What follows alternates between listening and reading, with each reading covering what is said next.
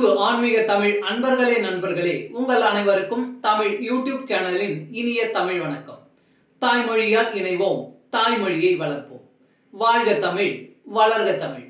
உங்களுக்கான இன்றைய பதிவு சிவபுராண கதை. இந்த சிவபுராண கதையில் இதற்கு முன்பு 3 மற்றும் 4ஆம் பாகங்களின் பதிவை அளித்திருந்தோம்.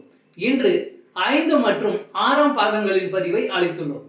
இப்பதிவினை கேட்டு அதன் இனிமை உணர்ந்து இறைப்பயன் பெற வேண்டியும், மேலும் இப்பதிவு உங்களுக்கு பிடித்திருந்தால் லைக் மற்றும் ஷேர் செய்தும், அது மட்டுமல்லாமல் இதுவரை இந்த சேனலுக்கு நீங்கள் சப்ஸ்கிரைப் செய்யவில்லை என்றால் சப்ஸ்கிரைப் செய்து பெல் சிம்பலையும் கிளிக் செய்து ஆதரவு அளிக்கவும் அன்புடன் கேட்டுக்கொண்டு இப்பதிவினை தொடர்கிறேன். வாருங்கள், ஆன்மீக பதிவில் சிவபுராணம் கதை அறிவோம், அறிந்து தெளிவோம், தெளிந்து சிவபயன் பெறுவோம்.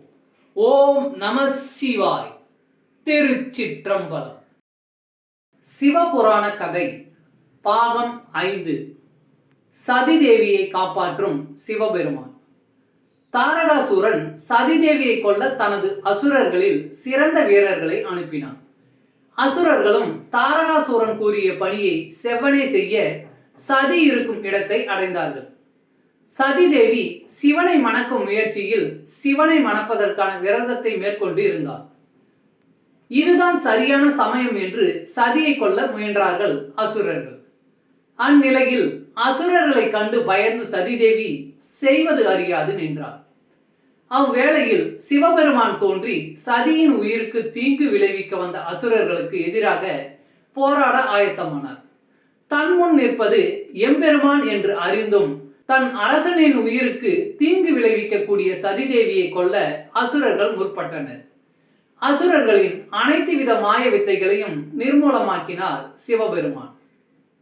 தான் கற்ற அனைத்து வித்தைகளின் சக்திகளையும் ஒன்றிணைத்து தேவியை கொல்ல முற்பட்ட அசுரர்களை இனியும் அழிக்காவிடில் தேவிக்கு ஆபத்து நேரிடும் என எண்ணி தனது சூலாயுதத்தால் அந்த அசுரர்களை சிவபெருமான் கொன்றார். சதிதேவி மேற்கொண்ட விரதத்திற்கு இடையூறுகளாக இருந்த அசுரர்களை கொன்ற சிவபெருமானுக்கு நன்றி கூறி தன் விரதத்தை மேற்கொள்ள ஆரம்பித்தார். சிவனை எண்ணி கடுந்தவம் புரிந்தார். சதிதேவியின் தவத்தால் மகிழ்ந்த சிவபெருமான் சதிதேவியின் முன் தோன்றினார். தேவியே, உன் தவத்தால் யான் அகமகிழ்ந்தோம் என்றும் வேண்டும் வரத்தினை கேட்பாயாக என்றும் கூறினார். இவ்வேளையில் தன் மகளான சதி என்னும் தாட்சாயினி தேவிக்கு சுயம்வரம் நடத்த முடிவு செய்யப்பட்டுள்ளதாகவும், அதன் மூலம் தன் மகளுக்கு இணையான மாப்பிள்ளையை தன் மகளே தேர்ந்தெடுப்பாள் என்னும் செய்தியை எல்லா தேவர்கள் மற்றும் ரிஷிகளுக்கு அனுப்பினார் பிரஜாபதியான தட்சன்.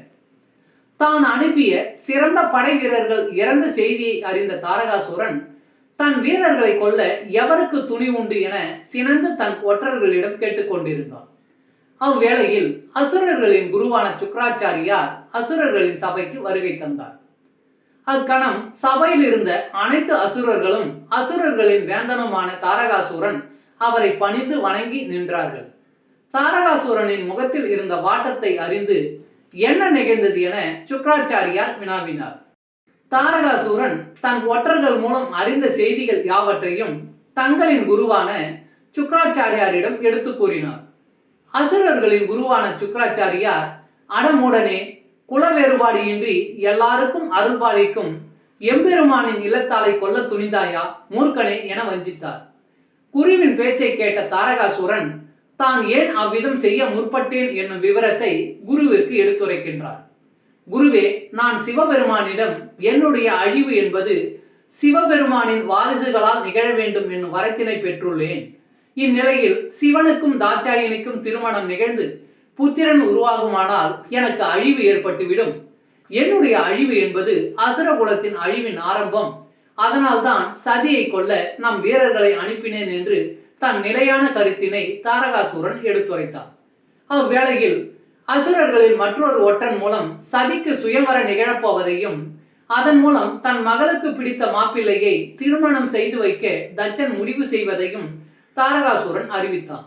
இந்த சமயம் தாட்சாயினி சிவனிடம் நீங்களே என் பாதியாக வரவேண்டும் என்னும் வரத்தினை தந்து அடியாலை மகிழ்வடைய செய்வீர்களாக என வேண்டி நின்றார். தாட்சாயினி கேட்ட வரத்தை சிவபெருமானும் அருளினார். தாட்சாயினி மனம் மகிழ்ந்து சிவனை அரவணைத்தார். போகங்கள் பல கடந்த சிவபெருமானால் தாட்சாயினின் அரவணைப்பில் இருந்து மீள மனமில்லாமல் தன் இல்லத்தாலை சிவபெருமான் அரவணைத்தார்.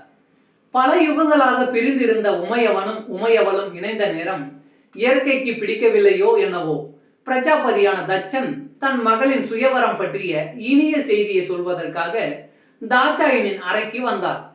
தட்சனின் வருகையை அறிந்த சிவபெருமான் தாட்சாயினியை விட்டு விலகி மறைந்தார். சிவனின் மறைவிற்கும் தட்சனின் வருகையை கண்ட அந்த கணத்தில் தாட்சாயினி யான் இருக்கும் இடத்தை உணர்ந்து இயல்பு நிலைக்கு வந்தார். தன் தந்தையான தட்சனின் பாதத்தில் விழுந்து சிவனிடம் பெற்ற வரத்தை சொல்வதற்குள் தன் அன்பு மகளான தாட்சாயினியிடம் உன் எதிர்காலம் சிறக்க நல்லதொரு வரன்களை முடிவு செய்ய எல்லா லோகங்களில் உள்ள இளவரசனுக்கும் செய்தி அனுப்பிவிட்டதாக பிரஜாபதியான தட்சன் கூறினார். சிவபுராணம் பாகம் 6. சுயம்வரத்தில் தாட்சாயினி காதல் வெல்லுமா? பிரஜாபதியான தட்சன் கூறிய கூற்றுக்களை கேட்ட தாட்சாயினி என்ன செய்வதென்று அறியாமல் நின்றார்.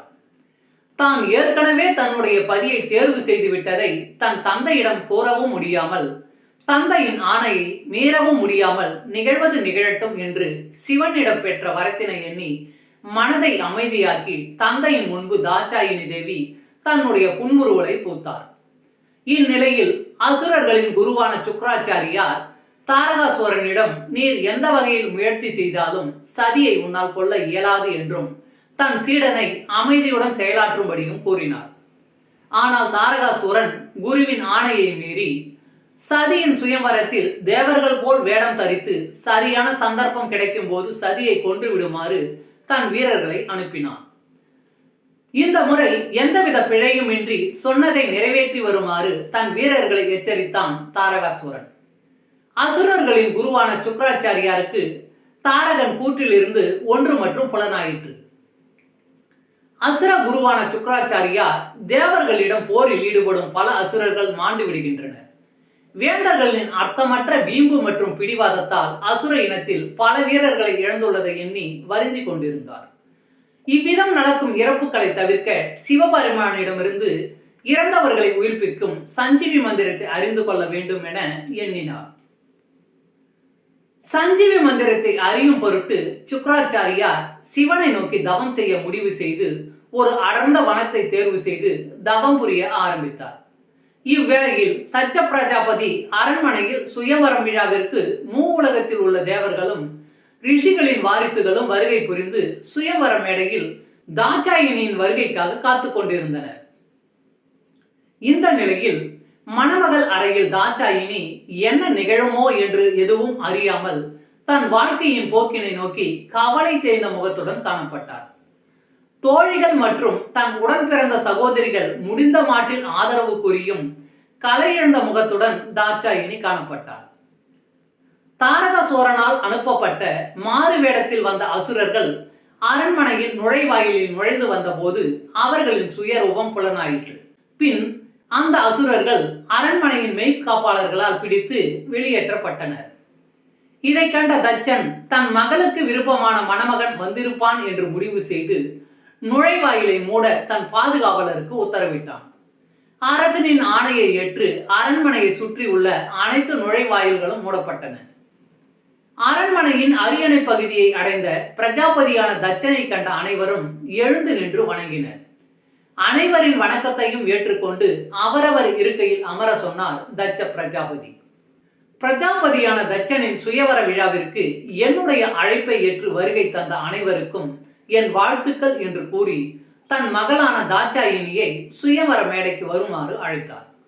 தான் பெற்ற மகள்களில் அதிக அன்பு கொண்ட செல்லமாக சதி என்று அழைக்கும் தாட்சாயினியை திருமண கோலத்தில் காண மிகுந்த ஆவல் கொண்டனர். தன் தோழிகளுடன் கையில் மாலையுடன் திருமண கோலத்தில் தன் தந்தையின் ஆணையை ஏற்று தன் மனதில் கொண்ட மையலை மறைத்து சபையில் கூடிய அனைவரின் முன்னிலையில் மகிழ்வில்லாத புன்முறுவலுடன் தாட்சாயினி தேவி வந்தார். தந்தையான தட்ச பிரஜாபதி தன் மகளின் திருமண கோலத்தை கண்டு மிகுந்த மகிழ்ச்சியுடன் காணப்பட்டார். பின் சபையின் முன்னிலையில் தன் மகளான தாட்சாயினி தேவியை அறிமுகம் செய்தார். சபையில் கூடியுள்ள அனைத்து இளவரசர்களின் திறமைகள் பற்றியும் அவர்கள் ஆளும் பகுதிகளின் வளங்கள் பற்றியும் தன் மகளான தாட்சாயினியிடம் கூறினார். தந்தையின் கூற்றை கேட்டுக்கொண்டிருந்த தாட்சாயினிக்கு தன் கணவனை தேர்ந்தெடுக்கும் நேரம் இதுதான் என்னவோ என மனம் குழம்பிய நிலையில் முகம் வாட்டத்துடன் காணப்பட்டார். அங்கு வந்த அனைவரின் விவரங்களை கூறி முடித்தவுடன் தன் மகளான தாட்சாயினியிடம், மகளே, உனக்கு பிடித்த கணவனை இங்கு வந்துள்ள இளவரசர்களில் தேர்வு செய்து கொள்வாயாக என கூறினார் தட்ச பிரஜாபதி. தந்தையின் வார்த்தைக்கு மதிப்பு கொடுத்து சபையின் மையத்தில் இருந்த மேடையில் ஏறி அங்கு வந்த இளவரசர்களை பார்த்து கொண்டிருந்தார். கண்கள் பார்வையிட்டதை தவிர தன் மனதில் சிவன் பற்றிய எண்ணங்களும் புத்தியில் சிவனை பற்றிய சிந்தனைகள் மட்டுமே அலைப்பாய்ந்தன. சிவனிடம் இருந்த ஒரு சில நினைவுகளால் மனதில் பற்றற்ற நிலையில் இருந்தார் தாட்சாயினி. இக்கணம் சிவன் கண்முன் தோன்றினால் அவரிடம் செல்ல மனம் துடித்தது. சிவன் தன்னை மணப்பதாக கூறி வரம் அளித்தார். ஆனால் அவர் இன்னும் வரவில்லையே என எண்ணும் தருவாயில் இவர்களின் பிரிவை இதுவரை அமைதியுடன் கண்டு வந்த இயற்கை இனியும் பொறுக்க முடியாமல் அன்னையின் மனக்குறையை எம்பெருமானான சிவபெருமானிடம் கூறியதோ, அக்கணத்தில் வெண்ணிற புகை அரண்மனை முழுக்க பரவிற்று. அந்த வெண்ணிற புகையின் மையத்தில் சூலாயுதத்துடன் பிறை சூடிய சிவபெருமான் உதயமானார். தமிழ் நண்பர்களே, ஆன்மீக பதிவில் இன்று சிவபுராணம் கதை பகுதி 5 மற்றும் 6 என்ற பதிவை உங்களுக்காக அளித்ததில் நான் மிகவும் பெருமை கொள்கிறேன். மேலும் இப்பதிவில் அளிக்கப்பட்ட அனைத்து தகவல்களும் யான் அறிந்து கொண்டவை. யான் அறிந்த இந்த தகவல்கள் ஏதேனும் ஒரு வகையில் உங்களுக்கு உதவ வேண்டும் என்ற நோக்கிலே இங்கே அளித்துள்ளேன். யான் அளித்த இந்த தகவல்கள் ஏதேனும் ஒரு வகையில் உங்களுக்கு உதவினால் அதில் எனக்கு மிக்க மகிழ்ச்சியே. வாழ்க வளமுடன். சர்வம் சிவமயம். இறையருள் பெறுவோம், இன்பமாய் வாழ்வோம். அன்பு ஆன்மீக தமிழ் நண்பர்களே, இவ்வீடியோ பதிவினை கேட்டு இன்புற்று ஆதரவு அளித்த அனைத்து தமிழ் உள்ளங்களுக்கும் எங்கள் உள்ளம் கனிந்த நன்றி. மேலும் இப்பதிவு உங்களுக்கு பிடித்திருந்தால் லைக் மற்றும் ஷேர் செய்தும், இதுவரை இந்த சேனலுக்கு நீங்கள் சப்ஸ்கிரைப் செய்யவில்லை என்றால் சப்ஸ்கிரைப் செய்து பெல் பட்டனையும் அழுத்தி ஆதரவு அளிக்கவும் அன்புடன் கேட்டுக்கொள்கிறோம். மிக்க நன்றி. அடுத்த பதிவில் உங்களை விரைவில் சந்திக்கும் வரை உங்களிடமிருந்து விடை பெறுவது தமிழ் யூடியூப் சேனல்.